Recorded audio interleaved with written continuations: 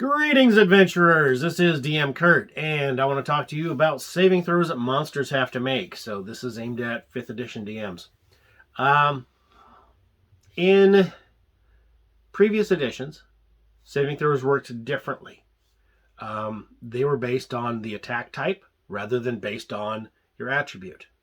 So instead of making a strength or a dex save, you'd be making a save versus breath weapon or spells or death magic or paralyzation, poison, petrification, etc.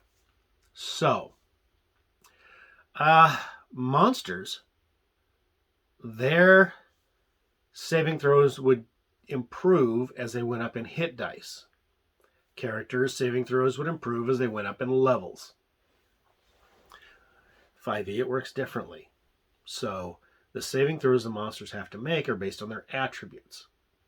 If you have a big dumb monster, it's say like a kraken or a giant of some type, they're going to be really well off against physical attacks. This makes sense. High strength, high constitution. And they're going to be pretty poor against mind-affecting magic, your charms, mental domination, trickery and illusion, that sort of thing, because big dumb monster gets tricked. This makes sense. Likewise, something like a mind flayer, which is a genius level combatant, but is not physically imposing, you're going to want to hit them with something that punches them physically and not try to dominate their mind. So you're making intelligence-based, if they have to make an intelligence-based save, they'll be squared away. And if they have to make a physical save, it's going to be with a 12 or a 13, these kind of, mediocre numbers. So I was talking with another fellow 2nd edition turned 5th DM. He's running a campaign with 15th and 16th level characters, and he is really disappointed in that his players are making the tactical choice to use the right types of spells against the right types of monsters. And he was upset that his monsters were almost always failing their saving throws. His solution was to go back to the 2nd edition saving throw matrices, and I disagreed. And we had a bit of a conversation about this, and for his purposes of making his monsters a little less susceptible, the compromise we came up with is a what if. What if you divided the monster's CR by 4 or 5?